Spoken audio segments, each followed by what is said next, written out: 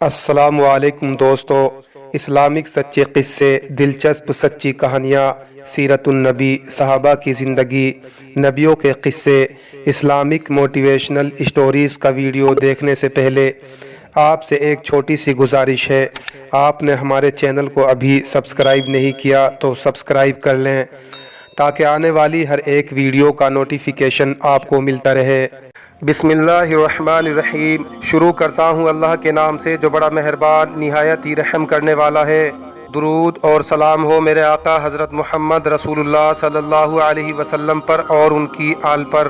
ناظرین، حضرت محمد صلی اللہ علیہ وسلم کی حدیثوں کو پڑھنے سے صاف معلوم ہوتا ہے کہ مرنے والے کو دیکھنے میں ہم بھلے ہی مردہ سمجھتے ہیں، لیکن سچ تو یہ ہے کہ وہ زندہ ہوتا ہے۔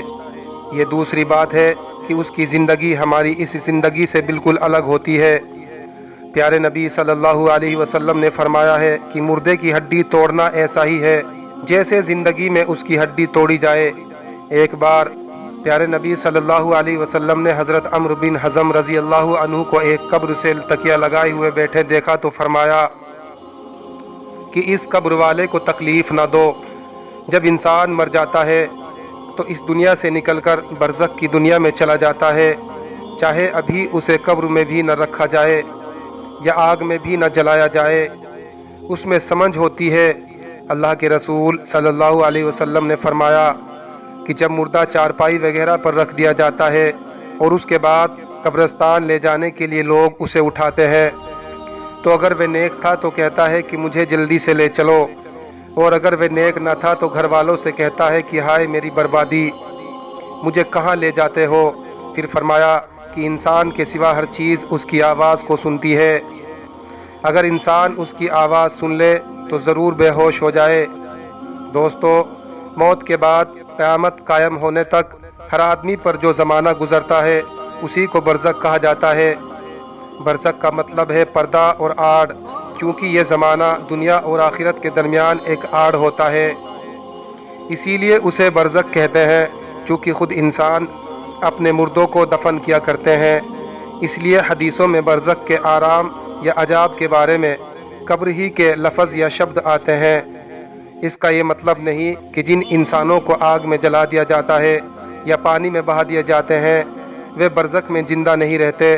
سچ تو یہ ہے کہ عذاب و ثواب کا تعلق روح سے ہے، اور یہ بات بھی یاد رہے کہ اللہ تعالیٰ جلے ہوئے ذروں کڑوں کو بھی جمع کر کے عذاب و ثواب دینے کی طاقت رکھتا ہے۔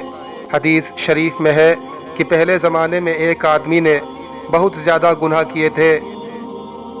جب وہ مرنے لگا تو اس نے اپنے بیٹوں کو وصیت کی کہ جب میں مر جاؤں تو مجھے جلا دینا اور میری راکھ کو آدھی دھرتی مر بکھیر دینا اور آدھی سمندر میں بہا دینا۔ یہ وصیت کر کے اس نے کہا کہ اگر خدا مجھ پر قادر ہو گیا اور اس نے اس کے باوجود بھی مجھے زندہ کر لیا تو مجھے ضرور ہی زبردست عذاب دے گا جو میرے علاوہ ساری دنیا میں اور کسی کو نہ دے گا، کیونکہ میں بہت بڑا گناہ گار ہوں۔ جب وہ مر گیا تو اس کے بیٹوں نے ایسا ہی کیا جیسا کہ اس نے وصیت کی تھی۔ پھر اللہ تعالیٰ نے سمندر کو حکم دیا کہ اس آدمی کے جسم کے سارے ذروں کو جمع کر دو۔ سمندر نے اپنے اندر کے سارے ذروں کو جمع کر دیا، اور اسی طرح دھرتی کو بھی حکم دیا، اس نے بھی اس آدمی کے جسم کے سارے ذروں کو جمع کر دیا۔ سارے ذرے جمع فرما کر اللہ تعالیٰ نے اسے زندہ فرما دیا۔ پھر اس سے فرمایا کہ تو نے ایسی وصیت کیوں کی تھی؟ اس نے عرض کیا، اے میرے پالنہار، تیرے ڈر سے میں نے ایسا کیا، اور آپ خوب جانتے ہیں۔ اسی بات کے کہنے پر اللہ تعالیٰ نے اس کو بخش دیا کہ اگر تو نے میرے ڈر کی وجہ سے ایسا کیا ہے تو جا، میں نے تجھے معاف کر دیا۔ حدیث شریف کی روایتوں میں یہ بھی معلوم ہوتا ہے کہ مومن بندے برزخ میں ایک دوسرے سے ملاقات بھی کرتے ہیں، اور اس دنیا سے جانے والے سے یہ بھی پوچھتے ہیں کہ فلاں شخص کا کیا حال ہے اور کس حالت میں ہے۔ حضرت سعید بن جبیر رحمۃ اللہ علیہ فرماتے ہیں کہ جب مرنے والا مر جاتا ہے تو برزخ میں اس کی اولاد اس کا اس طرح استقبال سواگت کرتی ہے جیسے دنیا میں کسی باہر سے آنے والے کا سواگت استقبال کیا جاتا ہے۔ اور حضرت ثابت بنانی رحمۃ اللہ علیہ فرماتے تھے کہ جب مرنے والا مر جاتا ہے تو برزخ کی دنیا میں اس کے رشتہ دار ناطے دار جو اس سے پہلے مر چکے ہیں اسے گھیر لیتے ہیں اور وہ آپس میں مل کر اس خوشی سے بھی زیادہ خوش ہوتے ہیں جو دنیا میں کسی باہر سے آنے والے سے مل کر ہوتی ہے۔ حضرت قیس بن قبیصہ رضی اللہ عنہ فرماتے ہیں کہ اللہ کے رسول صلی اللہ علیہ وسلم نے فرمایا کہ جو آدمی ایمان والا نہیں ہوتا اسے مردوں سے بات چیت کرنے کی اجازت نہیں دی جاتی۔ کسی نے عرض کیا کہ اللہ کے رسول کیا مردے بات چیت بھی کرتے ہیں؟ فرمایا ہاں، ایک دوسرے سے ملاقات بھی کرتے ہیں۔ حضرت عائشہ رضی اللہ عنہا فرماتی ہے کہ اللہ کے رسول صلی اللہ علیہ وسلم نے فرمایا کہ جو آدمی اپنے مسلمان بھائی کی قبر کی زیارت درشن کرتا ہے اور ان کے پاس بیٹھتا ہے تو وہ قبر والا اس کے سلام کا جواب دیتا ہے اور اس سے مانوس ہوتا ہے یہاں تک کہ زیارت کرنے والا اٹھ کر چلا جاتا ہے۔ حضرت ام بشر رضی اللہ عنہ فرماتی ہیں کہ اللہ کے رسول صلی اللہ علیہ وسلم سے میں نے عرض کیا کہ اللہ کے رسول کیا مردے آپس میں ایک دوسرے کو پہچانتے بھی ہیں؟ آپ نے فرمایا تیرا بھلا ہو، روح مطمئنہ وہ روح جسے اطمینان حاصل ہو، جنت میں ہرے پرندوں کی شکل میں ہوتی ہے۔ اب تو خود سمجھ لے کہ پرندے اگر آپس میں ایک دوسرے کو پہچانتے ہیں تو روحیں بھی آپس میں ایک دوسرے کو پہچانتی ہیں۔